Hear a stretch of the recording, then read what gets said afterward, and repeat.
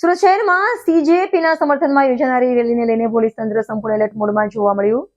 Social media પર iron અને તેના સાથીઓ દ્વારા લુથરા સર્કલ ખાતે મોટી સંખ્યામાં યુવકો અને વિદ્યાર્થીઓને એકત્ર થવા અપીલ કરવામાં આવી હતી. આ માહિતી મળતા જ સુરત પોલીસે તાત્કાલિક કાર્યવાહી હાથ ધરી અને સમગ્ર વિસ્તારમાં ભારે પોલીસ બંદોબસ્ત ગોઠવી દીધો હતો. મળતી માહિતી મુજબ રેલી માટે આર્યન નામના વ્યક્તિએ વેસુ પોલીસ સ્ટેશનમાં અરજી આપી હતી.